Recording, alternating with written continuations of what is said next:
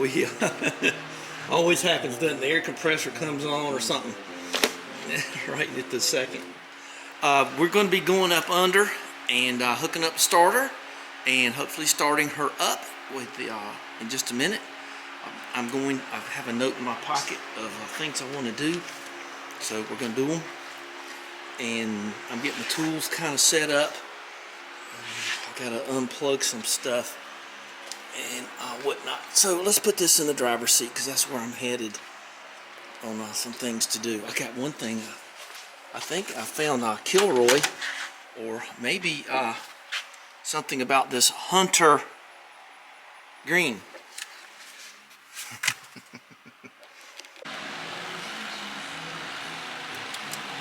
We are under here now, and that starter wire is just entirely too long for what we got going here. You can see up there where I put that bow jack thing in. I need to check the other side of these things, don't I? And I'm going to shorten this starter cable considerably, and that's obviously way too long too, but I knew that.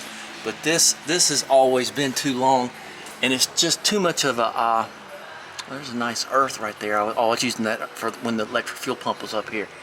So I'm going to probably just reroute my trip here and put a new end on this. That looks a little weak anyway, so let's do that thing. I see the propane torch over there. Okay, check. And maybe I can match this up a little better to the solenoid way up there. Oh, yeah, I need to be careful about what size thing I get there. So it's going to go way up over there. I'll show you in a minute. Oh gosh, I can't see which one's the start. Oh, that's the R. Okay. Well, that means this one's the S. I got both of them on this one. Well, it's like I told him at the roadster factory. It's not that he's painting the door black. It's a metaphor for depression. I'll never forget the way they looked at me. Some southern guy talking about stuff like that. They all think they're so smart.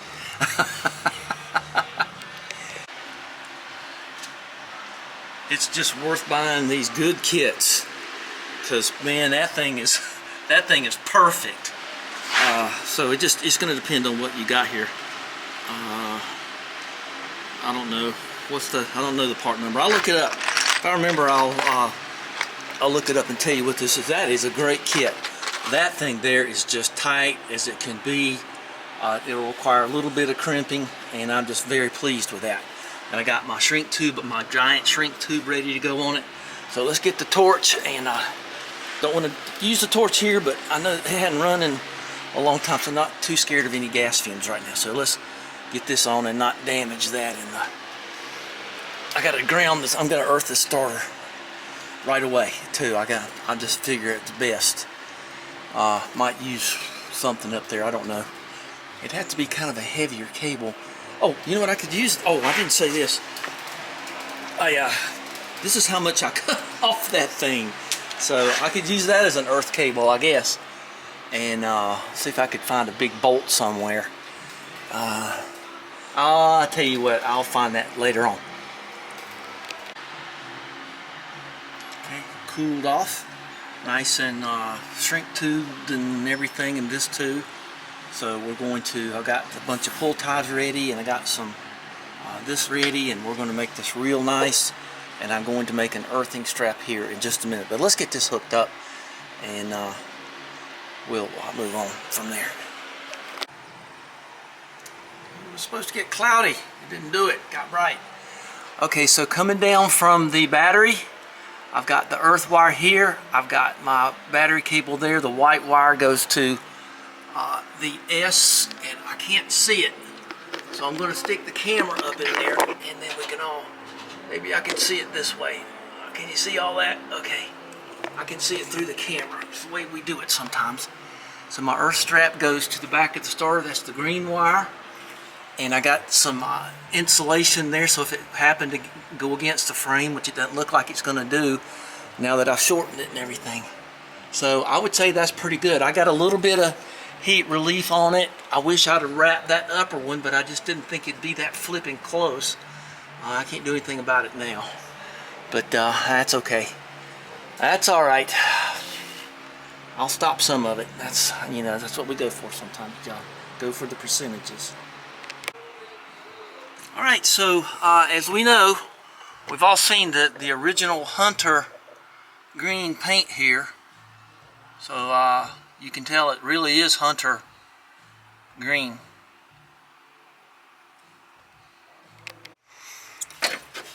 I tried fitting the old bezel on here, but it's too big. I thought that'd have been cool. I'm a little worried that it may not fit in the dash fascia board, but who cares? I'll put a washer behind it. We'll see in a minute. But we got a lot of wiring to do here. I got the 5 ends to put on, and I got everything ready to go. I got shrink tube, I got eyelets, I got soldering iron. I gotta get some room. Okay, so all right. And I got to make sure up in there that we are in a good place to tie these things back a little bit, tie them to something.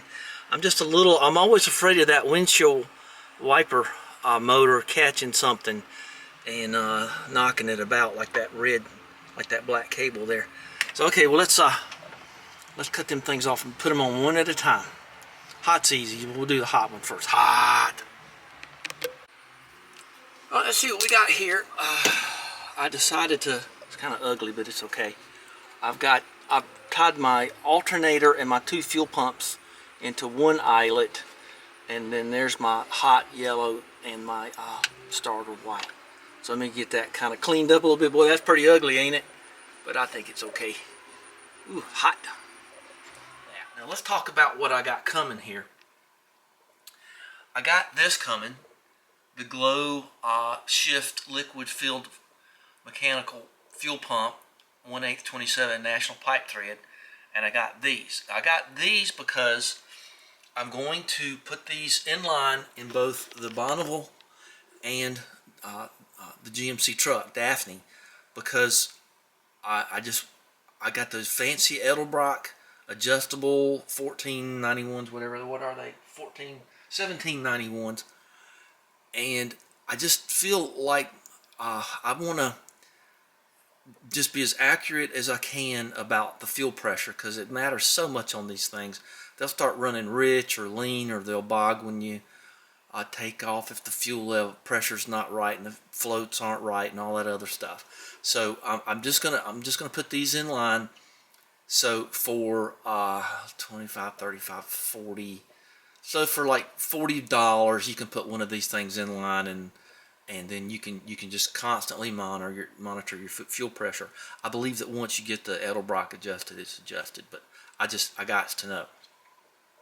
So I got some rose petal witch hazel facial toner. No, I do, but I like using that after I shave.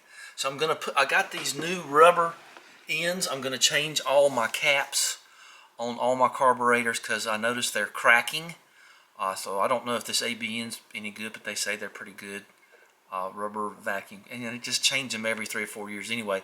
It's sort of like the accelerator pumps on Weber carburetors. You got to change them every year or two. They're just not going to. They just foul up and crack and get hard. So I got some more inline holders. I've got. I ordered a bunch of different vacuum hoses. I'm going to change all the vacuum hoses. And let's see how. Okay, well, look at that. Be sure and look up, make sure that that's correct up at the top of the page. Personal note there. So I got this stuff here, a 4mm, 5mm, 3mm.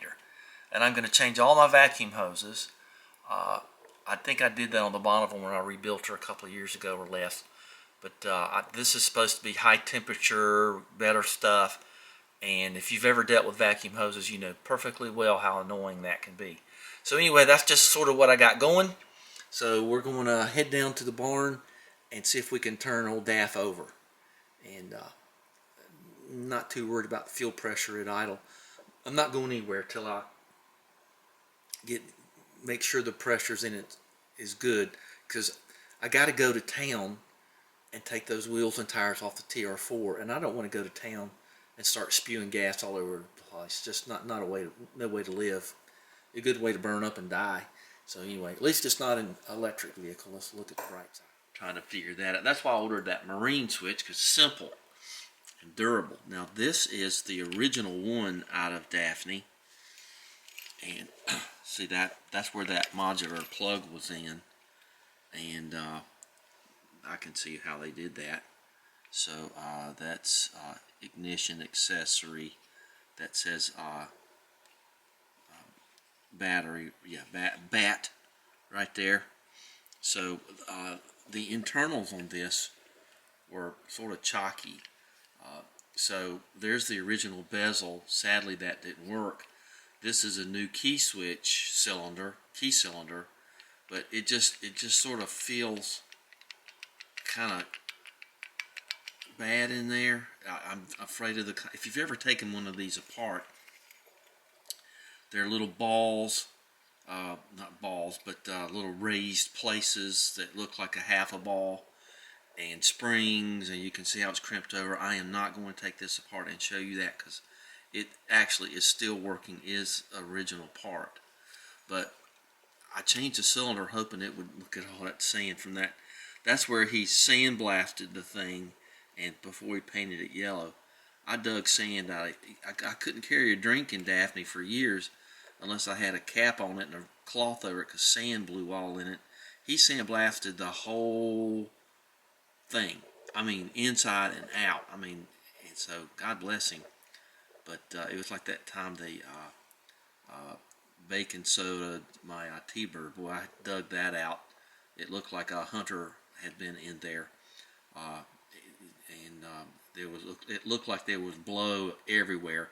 So when they put a transmission in it, there was all that white powder under it. But that soda blasting did real good. Big cloud over I-77 where they did that thing all day. What a great job they did painting that old black T-bird of mine. But I just now noticed all that sand there. But anyway, I just kind of wanted to go into this because this is just feeling so bad, and making that noise in there, and that'll strand you. If that thing breaks, you'll have to hot wire it and do all that other stuff, and I'm not interested in that. So that's why you saw that fancy. In just a few seconds, you will see the marine one that only has 3 connections on it that we talked about in an earlier episode. Now I got sand all over my hand.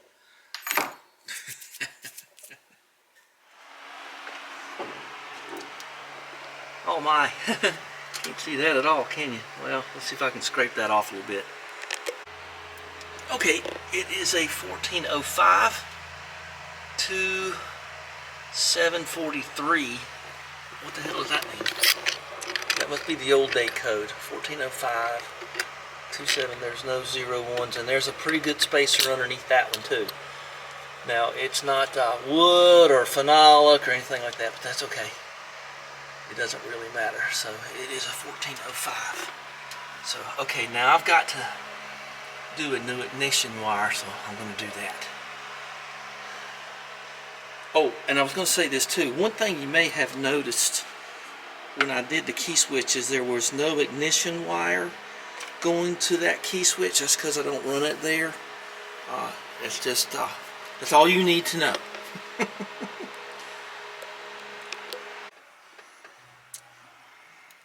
We're going to test fire this thing in just a minute, and I got my connections all made, and I've got a little blue Loctite on each of the screws there, and just kind of make sure things are safe. I'm getting ready to wrap it up with this tape down that I got down there, just to kind of make sure, because these are just a little too open for my joyful Noel. I found something kind of fun up in the attic. There's an original 1957 GMC, all Chevrolets I'm sure, water heater or water temperature gauge, missing the bezel. And here is the original speedometer showing 64,440 miles. So I just thought that was sort of fun to look at. So we got some work to do today. We're gonna crank her up, I hope. And I've been doing some other switching out on some circuit breaker stuff over there. So, and we're going to put that volt gauge back in it because something went wrong with it. So let's go back here and we're going to do some braiding. Yeah, not my hair.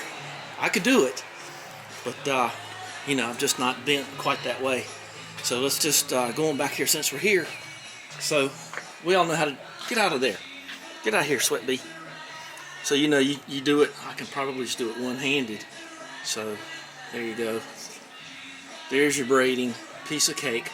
So we're going to braid this because I'm going to use this on my alternator wire going from the main alternator cable up to the battery. And I'm going to do enough to do some other earthing straps around the vehicle too. Okay. So you see there's nothing to it. So easy. And if you don't have a big cable, make your own big cable. Use what you got. Because I got 600 feet of this, more of this coming, and so you know, just make the best of it. This is going to be fine. Some of that old original. Oh, that's the purple wire. That was the ignition solenoid wire.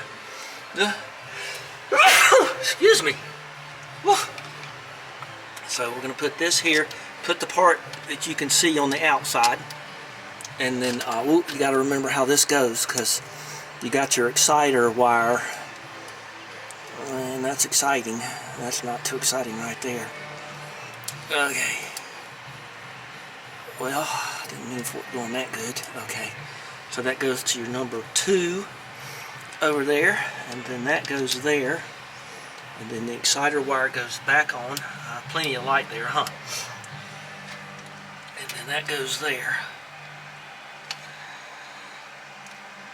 Okay, and those are eyelet things, so they're good. So we're going to just put that right there, and this goes up here.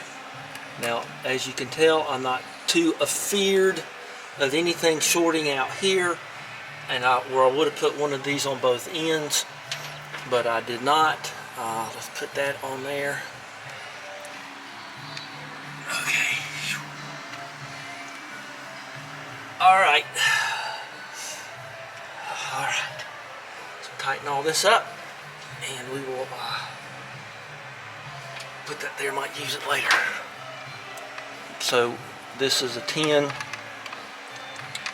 another YouTube extravaganza. Alright, I think I'm going to get both hands on that and this.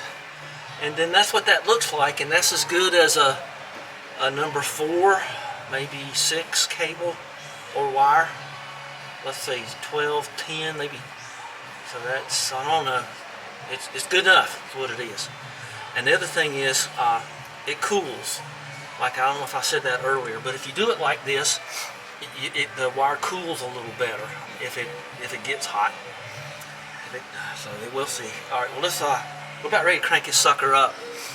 I got a little notepad here. I got to go underneath it.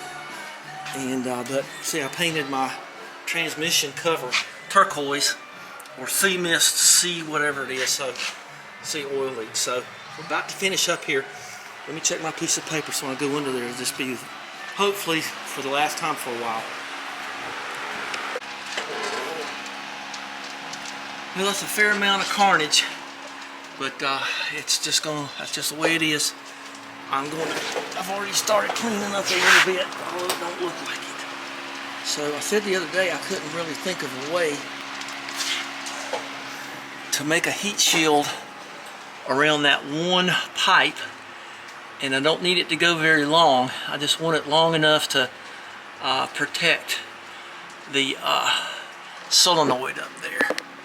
So we're going to try to do that with this right here, and it's just a piece of stovepipe previously used. So let's see if I can kind of get that wrapped up in there, and I don't know how I'm going to get it to stay there. I'm thinking of stainless steel straps here, but I don't know yet. Let's just get it up there and see. Ooh, boy, nice to have a fan. Okay, well, I think that's going to help some. I've got it up there with some straps, and it's going to be covering enough of it, And I got, so you can see on the way in the back there, I was able to get one up in there too.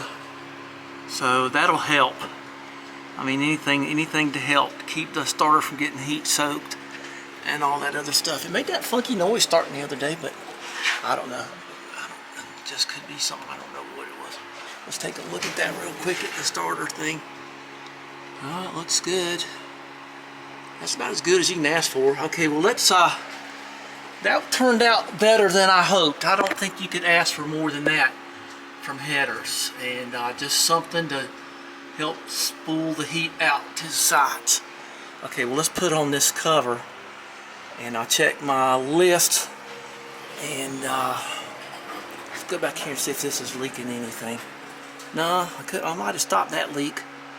So, boy, if you go back and look at that video, every time I come back here, my stomach sinks. Just, oh, gosh, it's horrible. Okay, let's put this cover on. That'd be fun. Let's have some fun. Oh, this has a 7/16 and a 10mm. Kind of weird.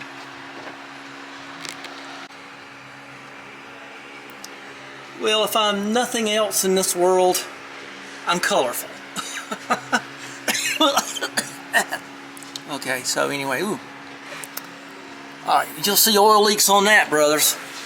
That may not last forever because I got it pretty clean, but it is plastic, so don't accept imitations. It's genuine plastic. Okay, so alright, well let's put our earthing strap on that I built. So that's why I made a mile of this stuff, because I'm gonna earth the cab one way or another. Now the main earthing cable is right there, so I would probably just want to put it up here somewhere. I don't know. Now I got to get to the cab. So let's go back to the cab. Let's put it back over here, and maybe someday somebody will say, "What the hell is that boy doing?" And I'll say, "Well, I was just making an earthing strap. What do you think I was doing?" All right. Well, let's do it. I'll show you what it looks like in a second. Okay, I found a real nice. I'm at the left rear wheel. I found a real nice place on the body, and I found a real nice place on the frame. So let's finish her up here. Let's go this way, and it'll spin it around a little bit, maybe. See? Come on, do what I tell you. Okay.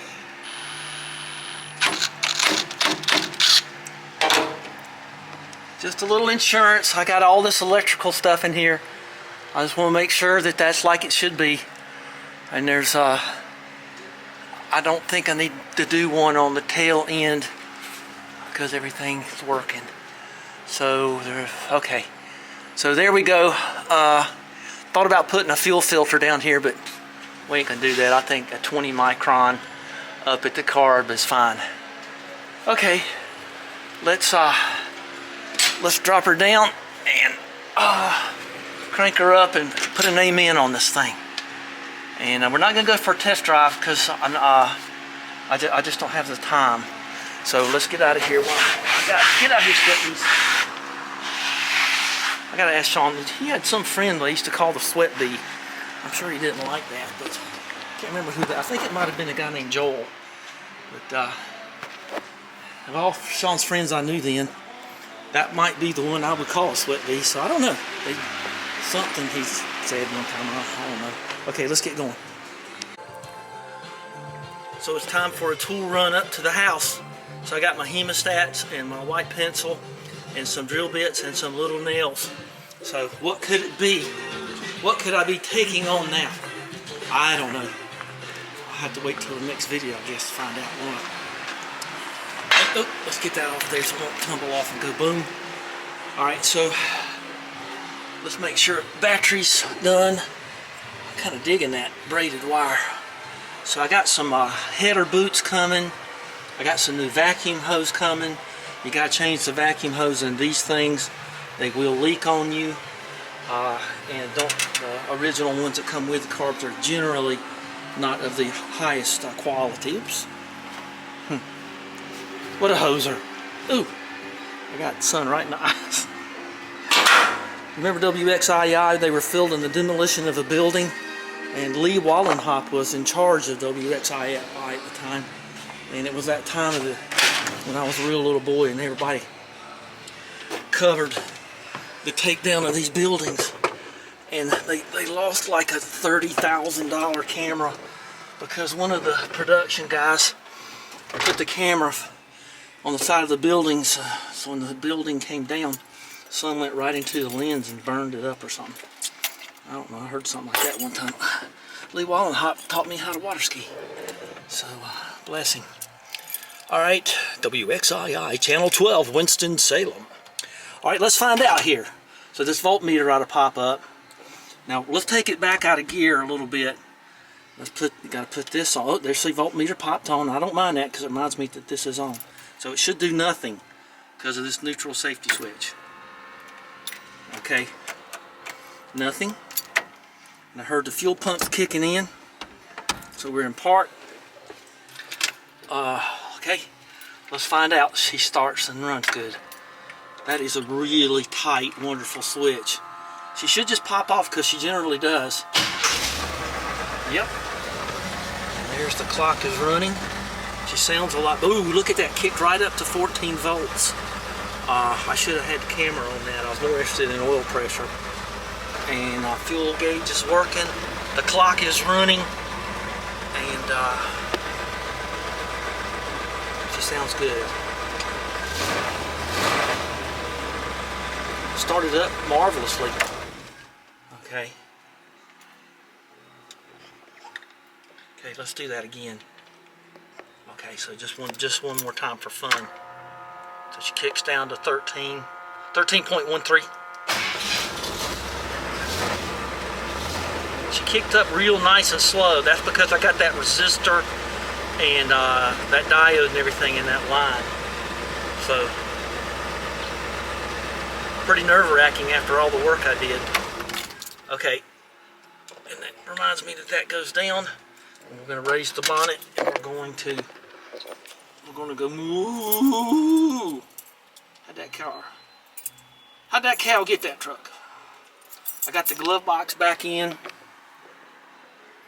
I need to vacuum her out a little bit, and but she's all cleaned up inside. So that means it's time for me to make a mess. Well, you make a mess of comments down there. And Erico thought he was good at that, huh? I'm the Segway kid. Alright, thanks a lot. Thumbs up. Appreciate everything. Appreciate y'all spending time with me. It feels good to share all this stuff with everybody. I really enjoy it. And hopefully I can help somebody. That's the best part of YouTube, because everybody there sure helps me. Alright, talk to you next time. Oh, big thing tonight. Gonna turn some stuff upside down. Bye-bye, guys. Ding, ding, ding, ding, ding, ding, ding, ding.